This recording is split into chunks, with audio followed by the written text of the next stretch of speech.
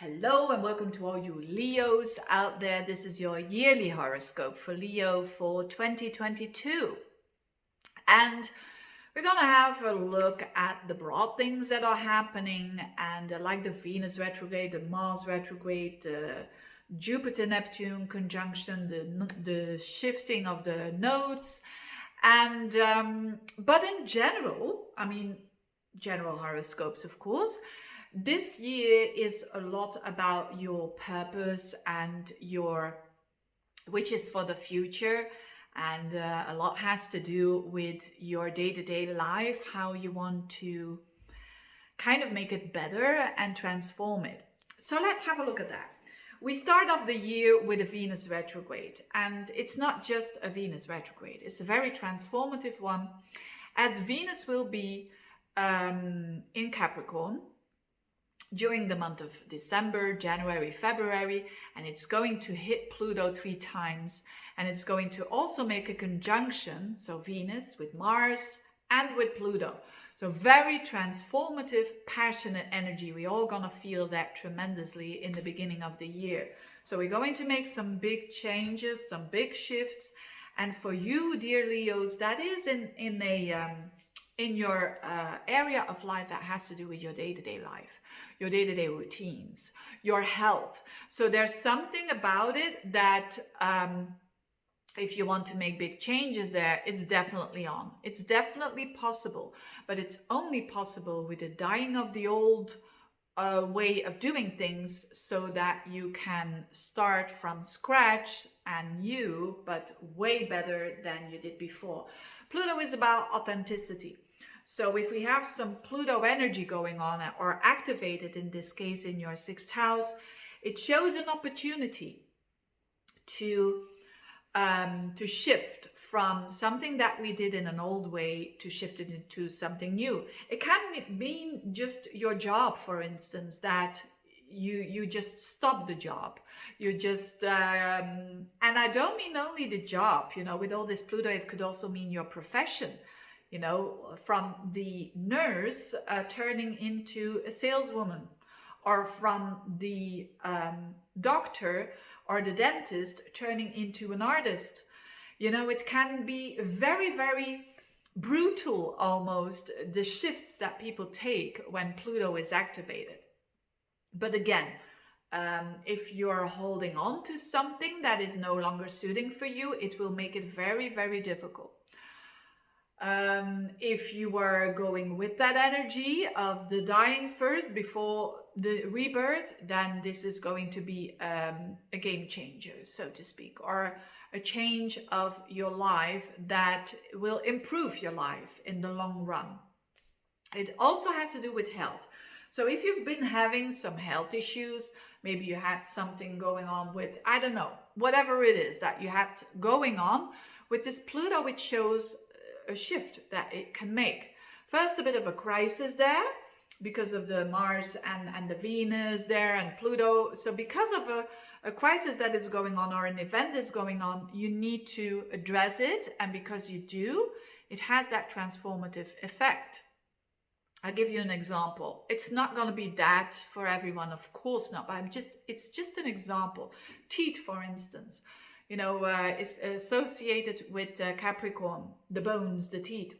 So it could be something that maybe you have to extract first a couple of teeth before you can have the healthy mouth and the good teeth, or some crowns or some implants or whatever. Again, this is the energy that I'm describing. It doesn't necessarily have to mean your teeth, but I'm trying to explain something that first needs to go very much der Blitzkrieg, almost, you could say, torn something apart or demolished something before you can restore something new. And it's in a very figurative way, of course, but for some of you it will be literally something that has to do with health, and so that you can improve your health when these things occur. Now, around April time, there is a shift of the Jupiter-Neptune conjunction happening. So Jupiter and Neptune will be conjuncting each other. And that is quite rare. It is in Pisces. And that is an energy. There's going to be a lot of energy in Pisces. Venus will be there, Mars will be there. And for you, that is the 8th house. So this energy, so Jupiter in the 8th house is definitely some sort of you could say gaining a lot of by you not really doing something. So I'll explain this a bit more. That could mean that you have a windfall when it comes to maybe investment, return of investments, taxes, shared resources with, so the resources that you share with someone else, there could be an improvement there. There could be something happening there. But when you are trying to force these things too much, it's not so good, because it's Neptune after all, and especially in a money house, if you really want to have that, you know, that Lamborghini, and you're going for just the material stuff, Neptune tends to not give it, because that's Neptune is very non-material. But when you're really when your intention is the right one, so when the intention has to do with, look, I want to improve my value, I want to improve my assets, so that I can do more for society, then this can be a very huge windfall. And so stay with the feet on the ground, of course, when you want to invest something, or don't do crazy stuff with this Neptunian energy, because that tends to be a little bit like this. But use it in the right way, with the right intention. Neptune is mostly, 90% of the cases, when your intention is very correct and aligned with the divine, then success is definitely on. Then the Mars retrograde. Yes, Mars is going retrograde in Gemini. And that is good for you, because Gemini is an air sign and you are a fire sign, and air and fire goes well very, very much. So you're gonna really, you're someone who will really benefit from this long time that Mars is in Gemini, because normally Mars is like 6 weeks in a sign, and now it's gonna be there for 7 months, as from August of 2022 up until March of 2023, you're going to have Mars going backwards and forwards in Gemini. And that is a very, very long time. It's in one of the most fun houses that you can have, which is the 11th house. So Mars is where your energy is. So you're going to be putting a lot of energy from August up until March of 2023 into 11th house stuff. And what is that? Well, it is a friend zone. For a lot of you, it has to do with activities with friends. But I think for most people, it has to do with your hopes, your wishes, your dreams for the future, the actions that you take with like-minded people. So I've seen a lot of people starting something up like an organization, or going into a group, a workshop with other people for that period of time, and you being the leader role. So for instance, if you have your own business, and you want to be active with other people, I don't know, you want to do some yoga classes or something, or you want to do a workshop, Gemini is all about knowledge, and you want to launch that and you want to be the leader role, this is very good energy. It's the house of network as well. So a lot of the internet, network, I see that, social media. If you are wanting to do something around that, you have a huge opportunity to grow. They're very, very big, and in a way, but it will take time. So it will take time as the Mars retrograde goes. So you will see the first results already around when Mars goes direct in January of 2023. So if you really want to launch something new there, it's on, but it's in a way, Mars retrograde actually deepens the activity of Mars. That is my experience with these Mars retrogrades. They deepen it. So it means it's a lot more to do there in that house, but there's a lot more to gain as well. So a lot to gain when it comes to groups of people, when it comes to like-minded people, when it comes to making new friends, having conversations with like-minded people. It's a very social time for you. So if you have had a year where you say, oh, my social life was really, there was not much happening, this is about to change.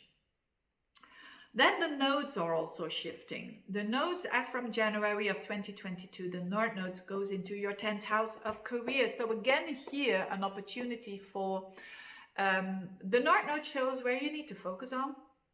So you need to focus on getting out there, basically. Even when you're 75, you don't have a career. It's about what can I contribute to society.